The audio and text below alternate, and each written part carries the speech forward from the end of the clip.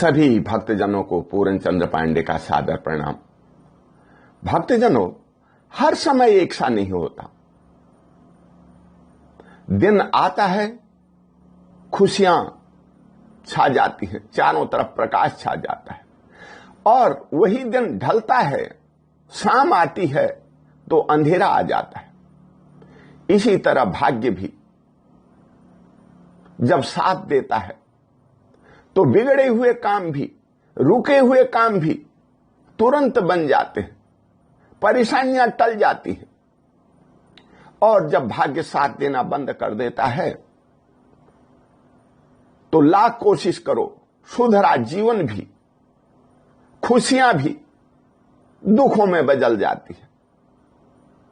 सुख के आने में और दुख के आने में कोई टाइम नहीं लगता, कब सुख आ जाए और कब दुख आ जाए।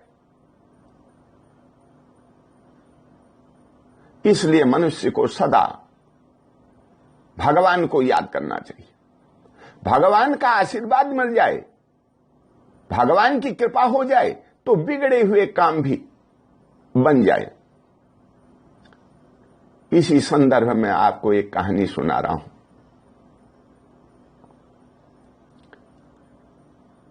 शंकर भगवान का आशीर्वाद। एक गांव में एक बुढ़िया रहती थी। उसका बेटा और बहू एक कारखाने में काम करते थे। बड़े सुख के दिन थे और उनके घर में एक कन्या भी उत्पन्न हो गई। लेकिन समय ऐसा आया, एक दिन कारखाने में विस्फोट हुआ। दोनों, उस बुढ़िया के बेटा और बहू, विस्फोट में मारे गए। घर में एक 4 साल की बिटिया है, छोटी सी। उसका नाम था सुशीला। अब दादी बेचारी क्या करे? उसने बड़े प्यार से उसे पाला। जितना भी पैसा उसने कमाया था अपने जीवन में, या बहू बेटों ने कमाया था, एक बड़ी उम्मीद को लेकर के उसने उस बच्ची को पढ़ाया और सारा पैसा उसके पीछे खर्च कर दिया।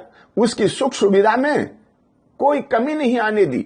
उसे महसूस नहीं होने दिया कि मां बाप मर गए। खूब पढ़ाया। वो एक विद्यालय में पढ़ लिख करके अध्यापिका लग गई। दादी ने सोचा अब तो बिटिया बड़ी हो गई, कमाने भी लग गई है, इसकी शादी कर दी जाए और सुख से जिएगी, सुख से रहेगी, इसका घर बस जाए। बुढ़िया ने उसकी शादी कर दी। शादी के बाद वो स्कूल का काम भी करती थी, घर का सारा काम करती थी, अपने सास ससुर पति की जितनी हो सके सेवा करती थी, किसी को कष्ट नहीं आने देती थी। इसके बावजूद भी उसका पति जुआरी और शराबी था। सास ससुर बड़े लोभी थे, निकम्मे थे, काम नहीं करते थे। वो अपना सारा काम करती थी, स्कूल का काम भी हो जाता था, वो भी घर में आके करती थी और घर का काम भी करती थी।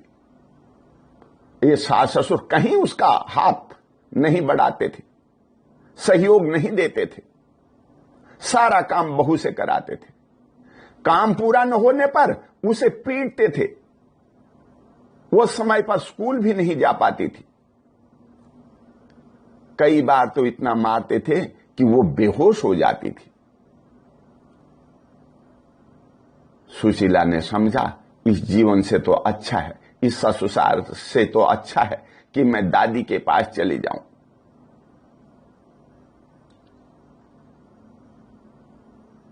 वो तो ससुराल छोड़ करके अपनी दादी के पास आ गई और सारी बातें उसने अपनी दादी से कही।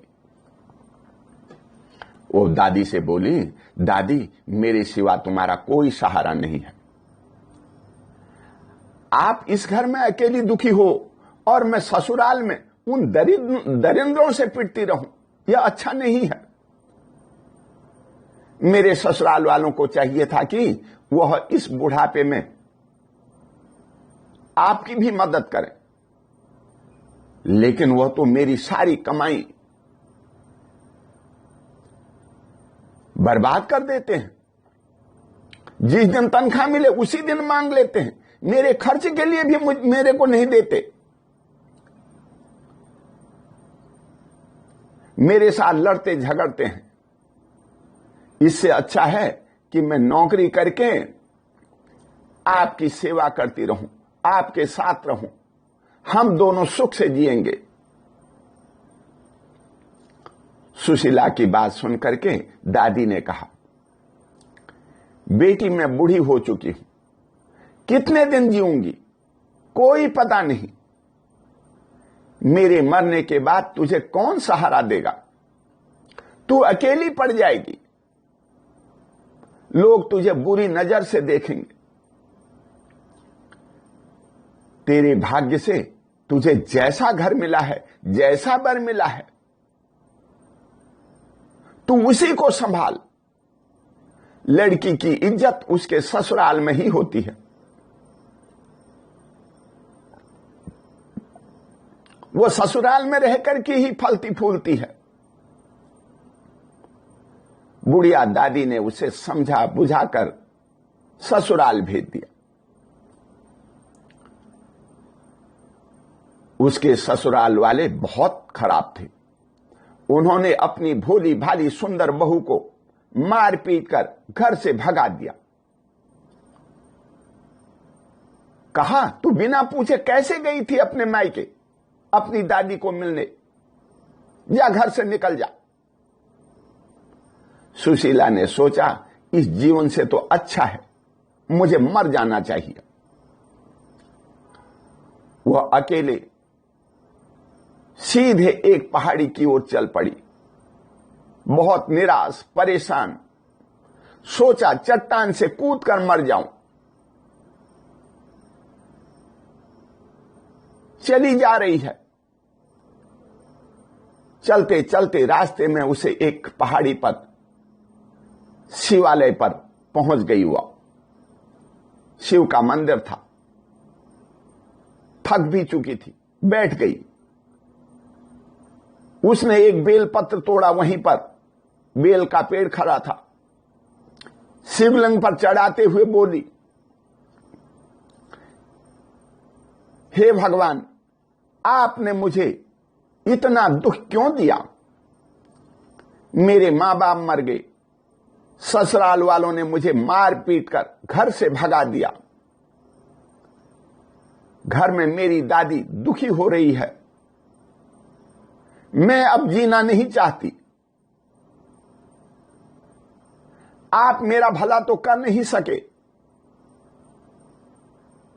मुझे इतनी शक्ति दे दो, कैसे ही मैं सामने उस चट्टान पर पहुंच जाऊं और वहां से कूद करके मर जाऊं। सुशीला कुछ देर मंदिर में बैठकर रोती रही। उसके आंखों से निकले हुए आंसू शिवलिंग पर टपक रहे थे। उसने एक पत्र भी लिखा।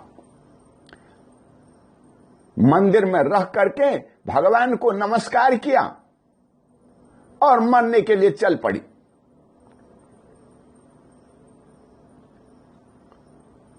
जैसे ही वह चट्टान से कूदने को तैयार हुई, धर्मपाल नामक एक व्यक्ति ने उसका हाथ पकड़ लिया, मरने से बचा लिया उसको और खींचकर मंदिर में ले आया।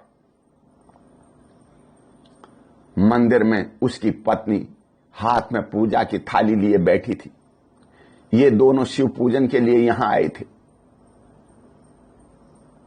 उन्होंने सुशीला की सब बातें सुन ली थी और वो पत्र भी पढ़ लिया था जो सुशीला मंदिर में छोड़ के गई थी। उन दोनों ने सुशीला को समझाते हुए कहा, बेटी तुम पढ़ी लिखी हो, सुंदर और समझदार हो। इस पत्र को पढ़ने से मैं तुम्हारे दुख का कारण समझ गया हूं। दुख और सुख जीवन में आते जाते रहते हैं, लेकिन बुद्धिमान लोग हिम्मत से दुखों का सामना करते हैं। दुख आया है तो उसका सामना करो, हिम्मत से उसको भगा दो। ऐसी करनी करो कि दुख तुम्हारे सामने आने की कोशिश भी न कर सके। इतनी कायर मत बनो कि दुखों से डरकर चट्टान से कूदकर मर जाओ। जीवन मरने के लिए नहीं, जीने के लिए है। तुम्हारे मरने से तुम्हारी दादी पर क्या गुजरेगी? उसने तुम्हें कितनी कठिनाई से पाला पोसा है। तुम्हारे सुखद भविष्य के लिए कितने सपने देखे हैं उसने। तुम सब यह भूल गई हो। तुम्हारे मर जाने के बाद उस बुढ़िया पर क्या गुजरेगी, कभी सोचा है तुमने? धर्मपाल के मुंह से निकली इन बातों को सुनकर के उसकी पत्नी बहुत भावुक हो गई। उसने सुशीला को अपने गले से लगाते हुए कहा, आज से तुम हमारी बेटी हो, हम तुम्हारे माता पिता हैं। समझो, मरने के बाद तुम्हें दूसरा जन्म मिल गया है।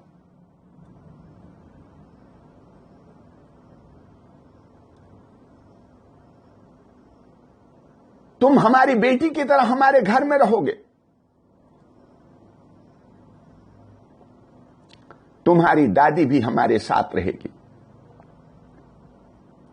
अपनी पत्नी की बातें सुनकर धर्मपाल ने कहा, लगता है आज भगवान ने मेरी प्रार्थना सुन ली है।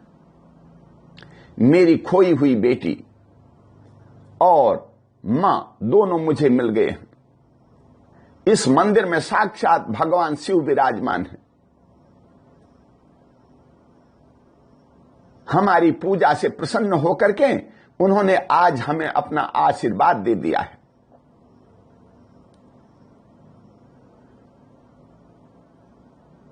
धर्मपाल ने सुशीला को अपने गले से लगा लिया। धर्मपाल और उसकी पत्नी की बातें सुनकर सुशीला की आंखों में आंसू भर आए। उसे लगा कि मेरे माता पिता भी जीवित हैं। भगवान ने आज उन्हें मेरी रक्षा के लिए भेज दिया है। वह शिवलिंग के सामने दंडवत पड़ गई और आंसू बहाते रही। धीरे धीरे उसके रोने की आवाजें बढ़ती गई और वह जोर से रो रो करके चीखने लगी और उसकी गूंजें, रोने की आवाजें दूर तक सुनाई देने लगी। तब धर्मपाल ने उसे समझाते हुए कहा, बेटी हिम्मत रखो, पोंछ डालो अपने आंसुओं को। मैं एक पुलिस अधिकारी हूं। जीते जी मैं तुम्हें कोई कष्ट नहीं आने दूंगा। जिन दुष्टों ने तुम्हें मरने के लिए मजबूर कर डाला है, उन्हें भगवान कभी क्षमा नहीं करेंगे। वह सुशीला को अपने साथ घर ले आए और ससुराल वालों के विरुद्ध केस कर दिया। न्यायालय में 2 साल केस चलने के बाद आरोपियों को 3-3 साल की सजा हो गई। सुशीला को तलाक मिल गया। पुलिस अधिकारी ने अपने बेटे को उच्च शिक्षा के लिए विदेश भेजा हुआ था। पढ़ाई पूरा होने पर वह भी अपने घर आ पहुंचा। सुशीला इसे शंकर भगवान का आशीर्वाद समझ करके इस घर में सुख से जीने लगी।